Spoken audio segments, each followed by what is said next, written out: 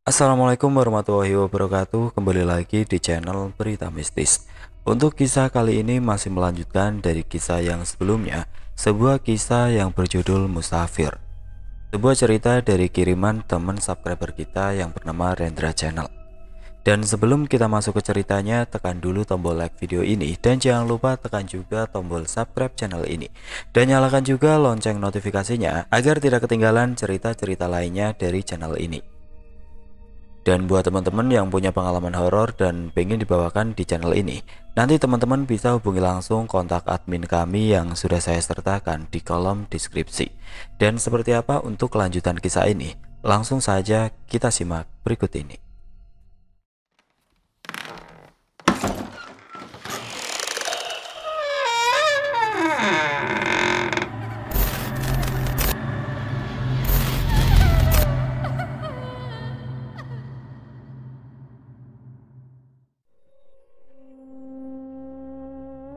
Malam pun tiba. Selepas menunaikan sholat Isya di pesantren bersama Kiai Zakaria dan para santri lainnya, Yanto duduk di masjid besar pesantren, mempersiapkan acara manakik Syekh Abdul Qadir Al-Jailani. Seluruh santri berkumpul dan warga sekitar pun ikut berkumpul di masjid pesantren. Sangat ramai dan semuanya sangat berantusias dalam acara keagamaan dengan lantunan solawat-solawat baginda Nabi Shallallahu Alaihi Wasallam. Kiai Zakaria membuka kitab manakik dan membacakannya. Seluruh santri dan warga terdiam menghayati setiap bacaan dari Kiai Zakaria. Solawat-solawat selalu dikumandangkan. Setelah pembacaan manakib dilanjut, Kiai Zakaria memberikan nasihat-nasihat yang sangat bagus dan pembawaannya sangat adem di telinga, membuat warga sangat menghormati Kiai Zakaria. Selepas acara, semua warga dan santri berbaris mencium tangan Kiai Zakaria dan dibantu anak-anaknya agar kondisi terjaga dengan aman. Yanto yang masih duduk di pojok masjid dengan terus berzikir dan bersolawat menunggu terakhir untuk mencium tangan Kiai Zakaria. Dan setelah semuanya selesai, Yanto segera berdiri menghampiri Kiai Zakaria dan mencium tangannya, dan meneteslah di tangan Kiai Zakaria dan diusap kepala Yanto dan didoakan. Semua sudah digariskan Gusti Allah. Jalani apa yang menjadi tugasmu. Dulu kakekmu juga sama menjalankan tugas ini, dan jadikan di setiap perjalananmu sebagai pembelajaran hidup dan arti hidup yang sesungguhnya, karena yang hidup pasti akan mati. Yanto pun berjalan keluar masjid dengan Kiai Zakaria. Besok pagi selepas menunaikan sholat subuh, saya akan pergi ke Alas Purwo, kek. Doakan saya.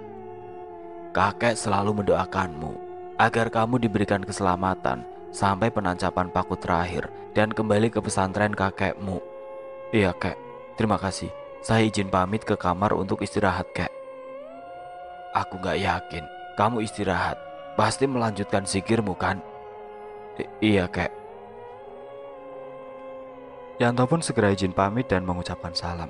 Sementara Pak Kiai masih di depan masjid bersama para santri-santrinya dan melanjutkan dakwahnya memberikan ilmu-ilmu agama kepada santri. Sesampainya di rumah Kiai Zakaria, Yanto pun masuk ke kamar dan terduduk melamun. Dan segera menggelar sajadah yang ada di kamar dan langsung melaksanakan zikir sampai subuh. Subuh pun tiba. Yanto terbangun dari zikirnya dan segera beristighfar dan langsung berdiri keluar rumah menuju masjid pesantren dan mengambil air wudhu kembali. Lalu masuk ke masjid dan melaksanakan sholat sunnah. Singkat cerita, sholat subuh berjamaah dengan para santri telah terlaksana. Dilanjut kultum oleh anak Kiai Zakaria bernama Muhammad Akbar Zakaria. Selepas kultum, Yanto kembali ke rumah dan sudah terduduk di depan rumah Kiai Zakaria. Yanto terkaget, padahal dia tadi ada di masjid dan sekarang sudah terduduk di depan rumahnya. Kakek, bukan tadi ada di masjid, kok sudah sampai duluan ke sini? Kiai Zakaria hanya tersenyum, tidak menjawab pertanyaan Yanto. Ya sudah, kamu mau pergi sekarang kan? Melanjutkan ke Alas Purwo. Hati-hati ya, Cuk. Ada bangsa lelembut yang sangat kuat menguasai Alas Purwo. Dia memiliki banyak pengikut. Kalau kakek gak salah, nama penguasa gaib itu Ranggajaya. Hati-hati, pasti akan ada haluan dari para pengikut Ranggajaya. Nggih, Kak, terima kasih. Jadi Yanto tahu penguasa gaib Alas Purwo. Dan Yanto juga punya feeling bakal dihadang di sana. Mohon doanya, kek. Yanto pun masuk dan mengambil tas dan tongkatnya, melanjutkan perjalanannya, dan mencium tangan Kiai Zakaria, dan diusaplah kepala Yanto. Kiai Zakaria sangat sayang pada Yanto.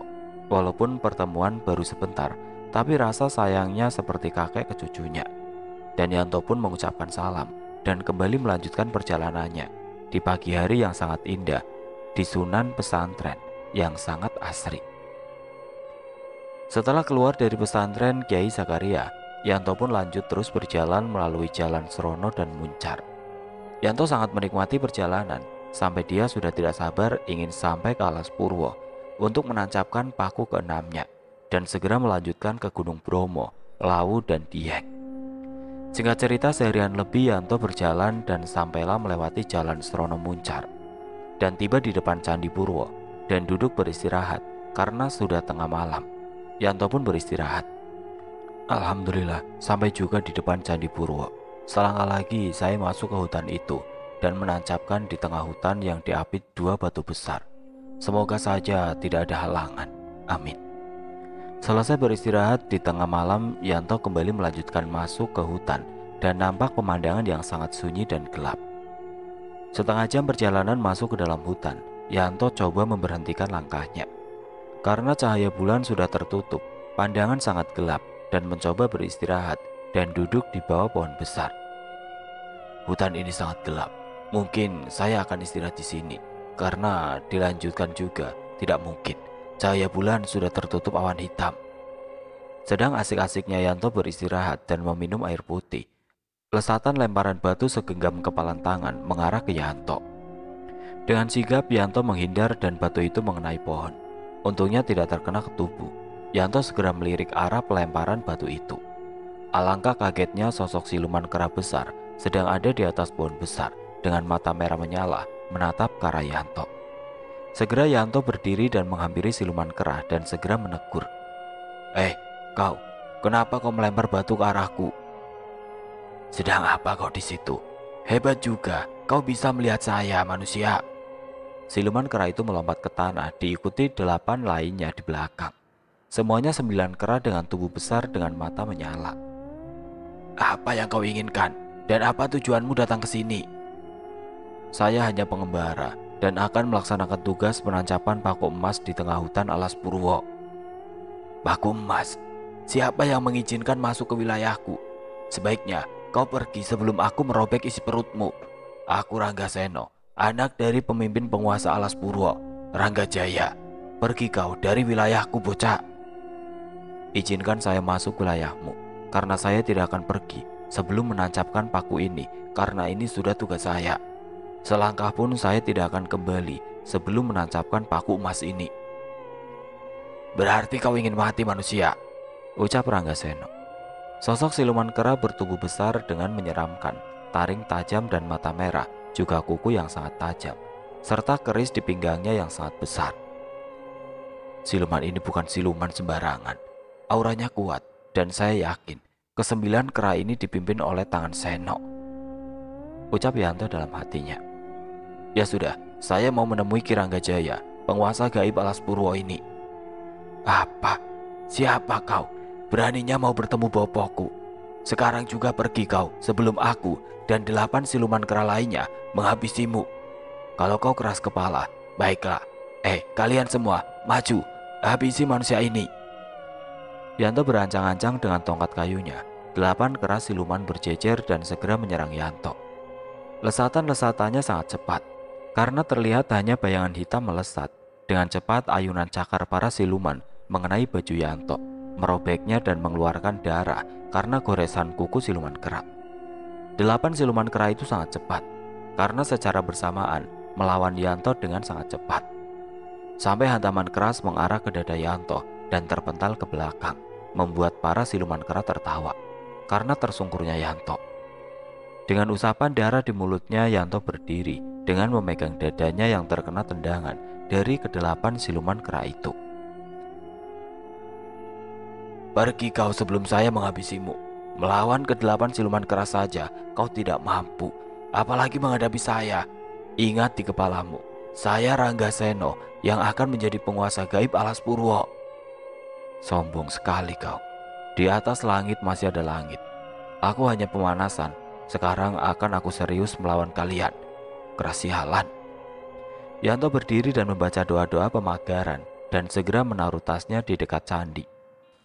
Dengan tongkat kayu, Yanto maju dan melesat dengan cepat.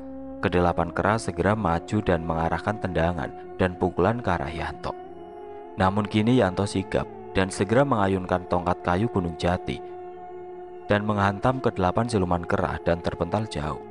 Kini Yanto berhadapan dengan Rangga Seno, anak dari Rangga Jaya, penguasa gaib alas Purwo. Lumayan juga, sebaiknya kau siapkan tenaga melawan saya, manusia. Tidak perlu, kalau hanya melawan makhluk sepertimu. Dengan tertawa menyindir, Rangga Seno melesat dengan cepat, menendang tepat ke arah dada Yanto, namun segera ditahan dengan tongkat kayu. Bergeserlah tubuh Yanto ke belakang dan segera mengeluarkan keris di pinggangnya. Rangga Seno melibaskan ke arah leher Yanto. Dengan cepat Yanto memutar arah menghindari keris itu yang menyala merah api. Kini mereka berhadapan 1 lawan 1. Nampak wajah marah Rangga Seno yang ingin menghabisi Yanto karena tidak ingin Yanto masuk ke wilayahnya, apalagi menancapkan paku emasnya di alas Purwo. Lumayan juga ilmumu, bocah. Ternyata kau bukan orang sembarangan. Cepat bilang ke ayahmu. Saya ingin bertemu. Bukankah dia penguasa gaib di sini? Tidak menjawab perkataan Yanto, Rangga Seno, si siluman kera anak dari Rangga Jaya, menyerang dengan kecepatan tinggi. Dan Yanto refleks mengayunkan tongkat kayu yang sudah dibacakan doa-doa dan ayat Al-Quran. Dihantamkan tepat mengenai tubuh Rangga Seno hingga jatuh tersungkur dan meringis kesakitan. Baik, akan saya laporkan ke penguasa alas Purwo. Kau menyerang kami, bangsa siluman kera alas Purwo. Bukankah kau yang menyerang saya duluan? Kau mengajak perang dengan bangsa kami manusia. Saya datang baik-baik, tidak membuat kerusuhan di hutan ini. Baik, akan segera saya laporkan ke pimpinan kami Rangga Jaya. Kau akan tahu akibatnya, manusia. 8 siluman kera dengan cepat masuk ke dalam hutan belantara dengan lesatan bayangan. Apa yang Kiai Zakaria bilang ternyata benar. Selain hewan buas, banyak sekali siluman di sini. Saya harus lebih hati-hati lagi. Rangga Seno, siluman kera alas Purwo, segera menuju ke pemimpinnya, Rangga Jaya, selaku pemimpin dan juga penguasa gaib alas Purwo. Di tengah hutan, ke-8 siluman kera menuju ke pemimpinnya dan sedang duduk dengan rakyatnya di kerajaan gaib alas Purwo. Masuklah ke-8 siluman kera melaporkan bahwa ada manusia yang berani masuk ke alas Purwo dan menyerang siluman kera dan akan menancapkan di tengah hutan di batu besar tempat kerajaan gaib yang dipimpin Ki Rangga Jaya. Permisi, Bopo. Ya, ada apa, Nger? Kamu seperti habis bertarung. Di sana ada manusia masuk ke alas ini, Bopo, dan akan menancapkan paku emas tepat di tengah kerajaan ini. Siapa yang berani masuk ke wilayahku tanpa izin? Berani-beraninya manusia itu masuk dan ingin menancapkan paku itu ke kerajaan saya. Apa kau sudah menghalau manusia itu, Seno?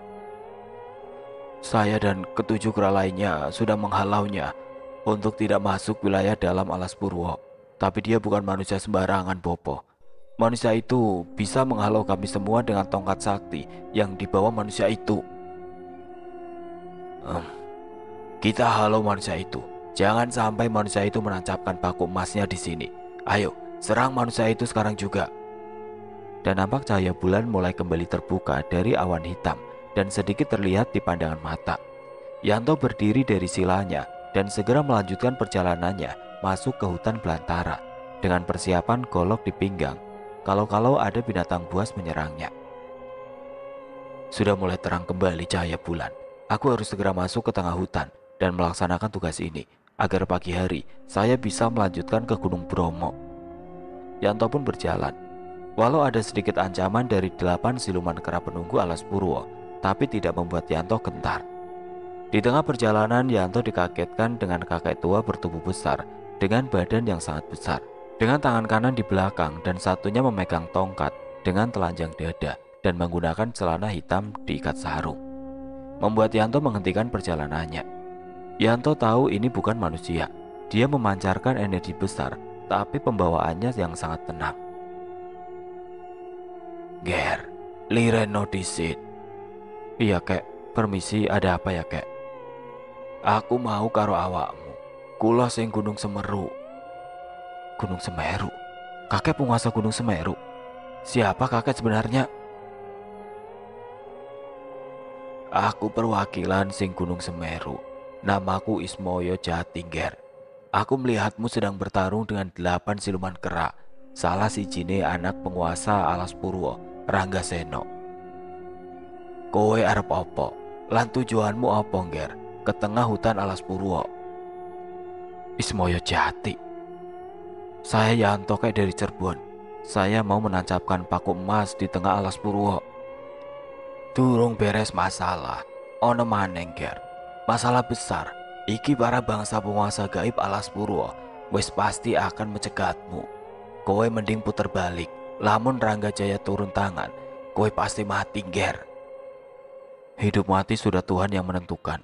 Perintah dari kakekku, apapun akan saya laksanakan, meskipun harus bertarung dengan penguasa gaib sakti Ranggajaya. Ya wis, aku cuma mengingatkan, kalau sampai perang terjadi, Ranggajaya turun tangan, aku wis mengingatkan awakmu, Ger. Saya berterima kasih, kek. Sudah mengingatkan. Aku akan melanjutkan perjalanan. Sebelum pagi, aku sudah menancapkan paku emas di tengah Alas Purwo. Ya wis, jaga dirimu baik-baik, Ger. Laku lampahmu apik. Mainlah kamu ke Gunung Semeru. Temui aku, penguasa Semeru. Pengen bertemu karo awakmu. Iya, kek. Insya Allah saya main ke Gunung Semeru. Ya wis, aku mau menyampaikan. Pasti akan besar permasalahan ini. Aku pamit, Ger.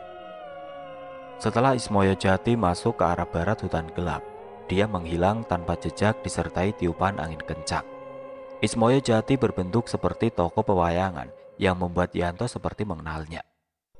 Ismoyo Jati, bentuk tubuh dan segala dari atas sampai bawah mengingatkan aku di toko pewayangan. Apa mungkin dia? Ya sudahlah, bentuk jin bisa merubah-rubah. Dan tidak ada seorang pun melihat wujud asli jin. Semua melihat wujud dari perubahan jin tersebut. Yanto pun kembali melanjutkan perjalanannya. Namun Yanto merasakan banyak energi memutari wilayah ini. Apalagi, energinya sangat besar. Dan aku merasakan jumlahnya sangat banyak. Dan tiba-tiba banyak lesatan bayangan hitam dari jauh. Karena terangnya bulan membuat Yanto bisa melihat pergerakan bayangan hitam menuju ke arahnya dengan jumlah yang sangat banyak. Dan benar saja, berdiri ratusan bahkan ribuan bayangan hitam berdiri jarak 30 meter dengan satu pemimpin dengan menggunakan tongkat kayu, berdiri dengan wajah yang sangat marah, yang tidak lain penguasa gaib Alas Purwo, Ki Ranggajaya. Manusia, apa yang kau inginkan? Masuk wilayah saya. Apa kau pemimpin gaib Alas Purwo ini? Ya, saya pemimpin di Alas Purwo. Saya Ronggojoyo. Sebaiknya kau pergi. Jangan kau tancapkan paku emas itu di wilayahku, bocah. Selangkah pun aku tidak akan pergi. Aku meminta izin padamu, penguasa gaib Alas Purwo. Diizinkan atau tidak, saya akan menancapkan paku ini di sini. Baik, kalau kamu ingin mati, bocah. Ribuan siluman kera dengan pemimpin Ranggajaya selaku pemimpin gaib Alas Purwo memerintahkan ke rakyatnya untuk menyerang Yanto. Dengan tenang Yanto membacakan tongkat kayu dengan bacaan-bacaan doa-doa, juga ayat Al-Quran. Karena energi yang dirasakan Yanto sang pemimpin gaib Alas Purwo bukan energi sembarangan dan sangat besar. Dan jumlah pengikutnya pun sangat banyak, dengan mata merah menyala, dengan geraman-geraman kemarahan. Serang! Ribuan siluman kera mengarah ke Yanto. Dengan tenang dan ancang-ancang kuda-kuda, Yanto berdiri. Yang dihadapi Yanto bukan makhluk fana, melainkan makhluk gaib penguasa Alas Purwo. Ribuan siluman kera mengarah ke Yanto. Dengan kemarahan, lesatan harimau putih dengan cepat melompat ke depan Yanto yang tidak lain. Bodas, Sengkala. Assalamualaikum, Den. Alhamdulillah bertemu lagi. Kalau di Pulau Jawa, saya pasti bisa memantau Aden. Saya datang karena disuruh kakek putih. Bagaimana kabarmu, Den? Saya dan si Bodas menunggumu ketika kau menginjakan kaki di tanah Jawa. Saya dan si Bodas ditugaskan kakek putih memantau Aden dari jarak jauh. Si Bodas adalah sosok harimau putih Pajajaran dan Wanara Jaya Sengkala, siluman kera putih dari Gunung Salak. Keduanya merupakan penjaga Gunung Salak, penjaga gaib, dengan pemimpin kakek putih penguasa Gunung Salak. Warga Sailang, Sengkala Jaya, sedang apa mereka melindungi anak itu? Siapa sebenarnya bocah ingusan itu? Geraman harimau putih dan siluman kera putih menghalau ribuan pasukan kera, membuat pasukan kera rakyat dari Ranggajaya berhenti. Karena melihat mereka berdua dan yang paling di depan, Jaya Sengkala yang sangat ditakuti siluman kera alas Purwo. Karena Sengkala memiliki kekuatan besar sebagai siluman kera putih. Kalian semua sebaiknya mundur, jangan sampai saya menghabisi kalian satu persatu, ucap Wanara Jaya Sengkala. Dan maju 8 siluman kera yang menghalau Yanto masuk ke alas Purwo, yang diketuai oleh Ranggaseno. Joyo Sengkolo, baru kali ini saya melihatmu kembali, kera putih dari Gunung Salak. Kebetulan aku akan membunuhmu, karena dendamku padamu tidak akan terhapuskan. Kau tahu, saat berguru bersama di Gunung Raung, oleh Mahaguru Anom Jaya. Dendam karena Bopo memberi pusaka padaku. Kau iri Ranggaseno. Bopo Anom Joyo, pusaka itu hanya diberikan kepada keturunan. Setelah dapat pusaka itu, kau kembali pergi ke Gunung Salak. Sekarang, serahkan pusaka itu, atau kau mati. Pusaka yang dimaksud siluman kera adalah pusaka dari Anom Jaya, berupa garda sakti yang bisa menggetarkan bumi dan menghancurkan lawan hanya satu hantaman. Garda itu diberikan kepada Jaya Sengkala, selaku anak pertama dari Anom Jaya dan adiknya yang di Gunung Gede, Wanara Jaya Ketra, yang dulu berhadapan dengan Yanto sebelum perang besar antara penguasa gaib Gunung Gede dan Gunung Salak. Ranggajaya sang pemimpin kaget dengan kedatangan Jaya Sengkala, dan dia menghampirinya yang sedang berhadapan dengan Ranggaseno. Sengkala, apa itu kau nak? Nggih guru, ini saya Jaya Sengkala. Gagah kau nak, seperti bopomu. Di mana adikmu, Jaya Ketra? Ada di Gunung Gede guru, bersama kakek Hidang. Dengan perintah Ranggajaya memerintahkan pasukan untuk mundur, dan dengan perintah Ranggajaya membuat bangsa siluman kera kembali ke gelapnya malam, meninggalkan 8 siluman kera dan Ranggajaya. Ranggaseno adalah siluman kera yang sangat licik dan haus kekuasaan. Bahkan dia ingin sekali merebut garda sakti di tangan Jaya Sengkala. Yanto dan si Bodas pun menghampiri Sengkala dan juga Ranggojoyo yang sedang berbincang. Ternyata dulu Jaya Sengkala pernah berguru dididik oleh Ki Ranggojoyo atas titah Aki Bodas dalam belajar ilmu kanuragan. Siapa manusia yang kau lindungi ini? Dia bernama Yanto dari Cirebon guru, dan saya izin sebagai perwakilan dari Yanto meminta izin menancapkan paku emas, bahwa paku itu tidak ada efek apa-apa buat kerajaan guru, tapi sebagai penanda bahwa Yanto telah melaksanakan tugasnya dan sudah masuk ke tengah alas Purwo. Saya Yanto Ki dari Cirebon. Saya kenal dengan si Bodas dan Sengkala, juga Aki Putih Gunung Salak. Aki Putih? Aki Putih yang kau maksud penguasa Gunung Salak, Nger? Iya Ki. Bocah gemblung. Aki kenal dengan Aki Putih. Ya wis, jangan bahas, ora penting. Kalau awakmu mau menancapkan paku emas, aku izinkan, Ger. Yang penting, tidak ada efek ke bangsa Aki dan rakyat saya. Dengan tatapan marah, Ranggaseno ke ayahnya karena diizinkan menancapkan paku emasnya, membuat wajah merah Ranggaseno dan pergi dengan tatapan tajam ke arah Yanto dan Sengkala. Harimau putih menatap tajam ke arah Ranggaseno, seperti ingin bertarung. Kedelapan kera siluman kera ketua Ranggaseno pergi. Ayo pergi, saat tiba nanti kita balas. Bangsa siluman benar-benar panas. Begitu pula hawa nafsu yang berkobar-kobar, gumam Yanto di dalam hatinya. Dengan berjalan menuju ke tengah hutan diikuti harimau putih, Yanto masuk terus. Singkat cerita, sampailah di tengah hutan. Ada 2 batu besar dan disitulah kerajaan siluman kera berada, dipimpin oleh Ki Ranggajaya. Ki Ranggajaya segera duduk di atas batu itu. Dia mulai bercerita tentang masa mudanya sebagai penjaga tanah Jawa di bangsa gaib. Apakah Aki sudah lama memimpin di sini, di Alas Purwo? Sangat-sangat lama, Ger. Aku wis ra weruh saking suwene mimpin Alas Purwo. Biyen masih awakku muda dulu, aku keluar dari Gunung Semeru berkelana. Aku cerita sedikit saja. Waktu itu masih sedikit berangasan uripku, sering tanding adu kesaktian, sampai aku nemu guru di Gunung Raung, penguasa Anom Jaya Keraputi, sing paling sakti ning tanah Jawa, bangsa lelembut.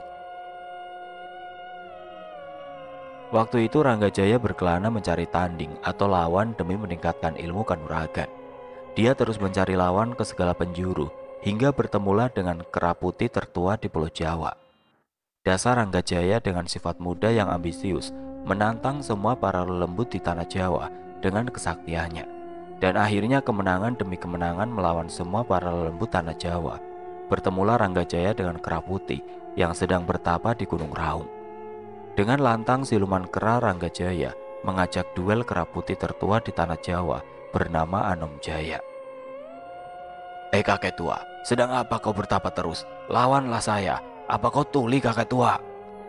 Namun dengan perkataan kasar Ranggajaya, Anom Jaya tetap dengan semedinya. Dan lemparan batu dari Ranggajaya sekepalan tangan melempar ke arah Anom Jaya. Hanya dengan menangkis, batu terlempar jauh dan tidak membuka matanya dan diam dalam semedinya. Sialan, bertarunglah denganku, kakek tua. Karena merasa terganggu dengan Ranggajaya, Anom Jaya membuka matanya dan menatap tajam ke arah Ranggajaya dan berkata, "Siapa kau, wahai anak muda? Apa kau tidak punya adab kepada yang lebih tua?" "Saya Ranggajaya dari Semeru, mencari lawan tanding demi meningkatkan ilmu kanuragan saya. Cepat lawan saya, kakek tua." Anom Jaya dengan senyum berdiri dan mulai bergerak. "Kau masih muda, Ger. Tahan amarahmu. Lebih baik kau melatih ilmu kesabaran daripada dengan hawa nafsumu." "Tidak usah kau ceramahiku." Dengan cepat Ranggajaya melesat dan menghujamkan tendangan ke arah Anom Jaya. Dengan kedua tangan Anom Jaya di belakang dan gerakan satu tangan menangkap kaki Ranggajaya dan dilempar jauh menabrak tebing batu. Kemarahan Ranggajaya membuatnya mengeluarkan semua ilmu kanuraganya dan langsung menyerang dengan cepat. Lagi-lagi Anom Jaya hanya menggunakan kakinya. Tertendanglah Ranggajaya hingga ambruk tidak berdaya, membuatnya meminta ampun dan ingin menjadi murid dari Anom Jaya, siluman Keraputi tertua di tanah Jawa. "Aku mengaku kalah. Angkat aku jadi muridmu, guru. Aku berkelana mencari guru yang bisa mendidik." "Kau bilang tadi kau dari Semeru. Kau kenal dengan Ismoyo?" "Paman Ismoyo? Iya kenal. Dia tangan kanan bopoku, kek." "Kau anak dari penguasa Semeru?" "Iya, kek. Saya anak kedua dari 4 bersaudara. Kakak pertama di Gunung Lawu, adikku penjaga tanah Sunda, dan adik perempuanku di Laut Selatan." Ya, duduk, Nger. Aku Anom Jaya, sahabat bopomu. Kami semua para penjaga gaib tanah Jawa. Saya sangat mengenal betul bopomu. Tapi kalau kamu mau jadi muridku, tahan amarahmu, berlatihlah menjaga kesabaran, karena ilmu lahir dari kesabaran, bukan amarah. Singkat cerita, Ranggajaya dilatih ilmu kanuragan oleh Anom Jaya dan sangat patuh terhadap gurunya. Kini dia mulai belajar arti dari menahan amarah dan mendapatkan jati diri dididik oleh Anom Jaya, siluman Keraputi tertua di tanah Jawa. Bertahun-tahun melatih ilmu kanuragan dan kini Ranggajaya ditugaskan membawa kedua anaknya yang dibawa oleh bangsa siluman di kerajaan Butakala, penguasa Alas Roban. "Ger, anakku, aku tugaskan kau membawa keluargaku. Kedua anakku di Alas Roban dibawa oleh para Butakala. Bawalah kedua anakku. Saya masih belum bisa keluar dari gunung ini karena masih melanjutkan tapa berataku. Aku percayakan kepadamu, anakku Jaya Sengkala dan Jaya Getra. Bawalah kemari. Istriku mereka bunuh. Kedua anakku yang masih sangat kecil dibawa karena aku sedang menahan hawa nafsuku dan sedang dalam lelaku tapa berata." "Baik, guru. Saya akan laksanakan perintahmu apapun itu, walau nyawa sebagai taruhannya. Sembah baktos kulo, guru."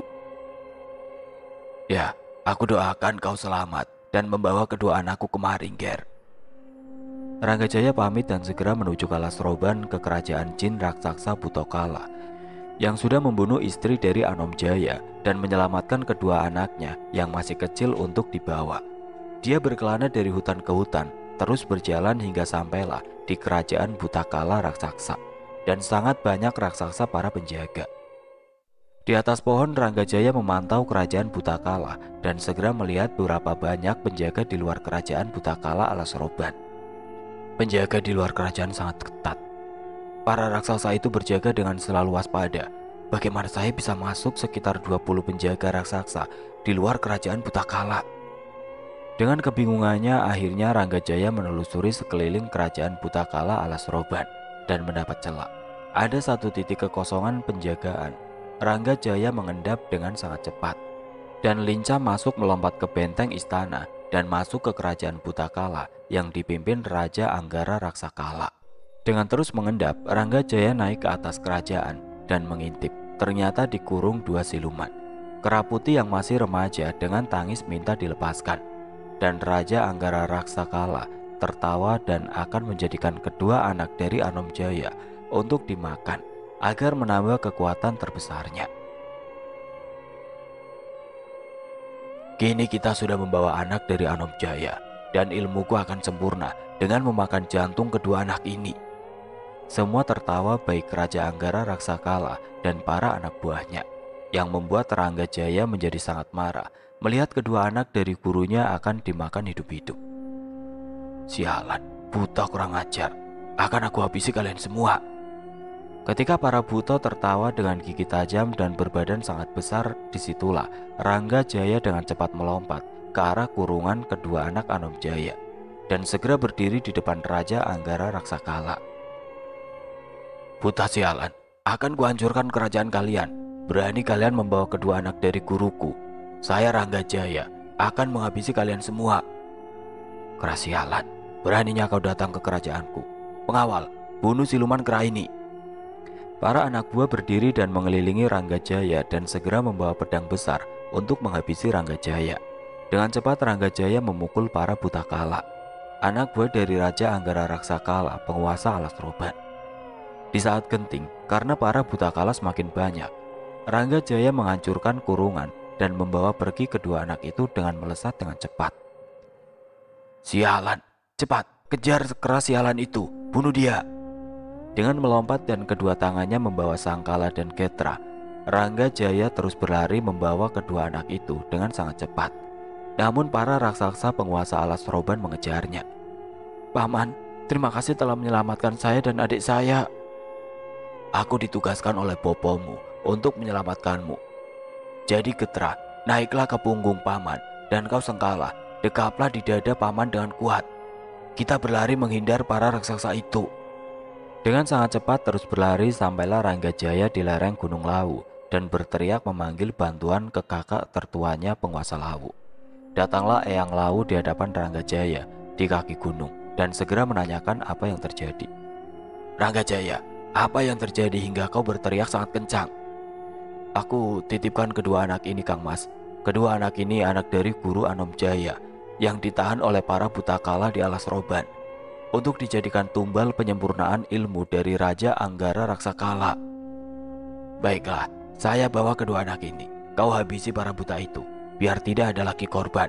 Aku mengenal Anomjaya, dia sahabat Bopo. Dia kera putih tertua yang sangat sakti. Saya akan menghabisi semua buta itu, terutama Raja Anggara Raksakala.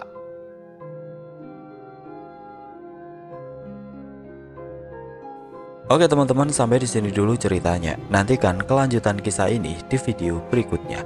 Agar tidak ketinggalan, klik tombol subscribe channel ini dan nyalakan lonceng notifikasinya. Wassalamualaikum warahmatullahi wabarakatuh.